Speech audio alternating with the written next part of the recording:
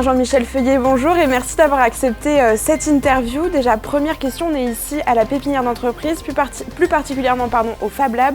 Pourquoi ce choix ?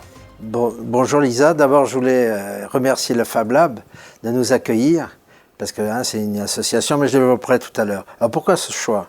C'est l'exemple que je veux développer. On est à l'espace créateur d'entreprise et en fait on est dans l'ancienne école Jean Moulin. Cette école devait être complètement détruite, rasée, elle était vouée à la destruction. Et donc nous avons pensé, et j'ai pensé, que développer une pépinière d'entreprise à un endroit qui était une friche, en quelque sorte, ça serait intéressant pour développer l'entreprise. Alors, à la pépinière d'entreprise, il y a une trentaine d'entreprises en 6 ans qui sont passées par ce lieu, un peu plus de 100 emplois créés en 6 ans. Et donc c'est un lieu que vous connaissez bien. On va passer à la deuxième question qui du coup. Cher, ouais. Est-ce que vous pouvez nous parler de nous justement, puisque vous connaissez bien ce lieu? Quel est votre parcours en politique? Qui êtes-vous? Eh bien, écoutez, moi, d'abord, je suis Jean-Michel Feuillet, mais surtout, je suis arrivé le 4 janvier 1999 à Saint-Dizier, il y a 21 ans, ma ville d'adoption. Et donc, 7 ans chez Mico, patron de Mico. Et puis après, je suis entré en politique, mais la politique locale, la vraie politique pour moi, où j'étais adjoint au maire et vice-président d'Aglo. Et durant cette période, mes qualités, enfin mes compétences d'industriel, j'ai pu développer des compétences politiques, mais c'est le complément de compétences industrielles, compétences politiques qui m'ont permis de développer. Alors, j'ai participé à développer des entreprises, je vous ai parlé de la pépinière, mais aussi j'ai accompagné les entreprises, je connais parfaitement le tissu local de Saint-Dizier. Et puis, moi, ce qui est important, c'est que la personne soit au cœur du processus, toujours, du dispositif. Nous devons écouter les entreprises. Quels sont les besoins? Un monde, du coup, de l'entreprise que vous connaissez bien, mais plus généralement, qu'est-ce que vous pourriez nous dire sur votre programme, du moins vos grandes ambitions? Il y a l'entrepreneuriat, mais pas que.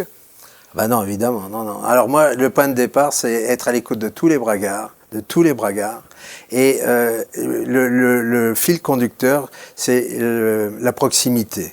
La proximité est notre ambition. Mon ambition, c'est que les bragards soient fiers de leur ville, c'est rendre une ville qui respire l'enthousiasme. Alors j'ai 8 points importants dans ce programme. Le premier point, c'est le plein emploi. Alors vous allez me dire, c'est pas possible. Comme me diront certains, si, c'est possible. En prenant avec mes compétences et je pense que je suis sûr qu'on est capable de développer le plein emploi. Après, quand on parle du plein emploi, il y a un volet social, les personnes en difficulté. Je pense que tendre la main, le bénévolat, on a un tissu associatif extraordinaire. Profitons-en et développons cette richesse pour aider les personnes en difficulté, les personnes âgées, les personnes handicapées. Le quatrième point ou troisième point, c'est une ville qui perd sa jeunesse, n'a plus aucun avenir. Donc vous, c'est refaire venir la jeunesse, et puis garder la jeunesse à travers des filières. On discutait avec des jeunes tout à l'heure, c'est leur mettre à disposition des stages, c'est très difficile à trouver. Ensuite, dans mon programme, il y a un volet environnemental. Bien sûr, oui. Le zéro émission de carbone. Alors là, c'est pareil, c'est vraiment sensibiliser les gens, mais travailler tous ensemble de telle manière qu'on réduit ces émissions de carbone. Et puis, une ville agréable à vivre, c'est évident, parce qu'une ville qui n'est pas, où les bragards ne sont pas bien, ça marchera jamais. Je dis pas qu'ils sont mal aujourd'hui, mais c'est encore renforcé à leur propreté, santé, loisirs, mobilité sont nos points importants à développer. Et puis une ville audacieuse, parce qu'on a perdu la bataille du TGV, on a perdu la bataille des 4 voies. Il est indispensable que nous soyons dans la course au numérique. Et le numérique est une base extraordinaire, vous le voyez ici au Fab Lab, tout est possible ici. Il suffit de demander, tout est possible. C'est pour ça que moi j'y tiens. Et efficacité, simplicité, disponibilité, partage, mutualisation, c'est vraiment nos maîtres mots. Et enfin, une ville bien gérée. Une ville bien gérée, c'est pas dépenser plus d'argent qu'on a, mais ça c'est évident.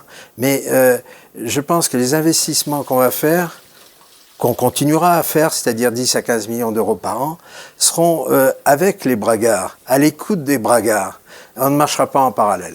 Et du coup, la dernière question, c'est une question d'un internaute. C'est Fabien qui nous la pose. Il nous dit, vous connaissez bien le monde de l'entreprise.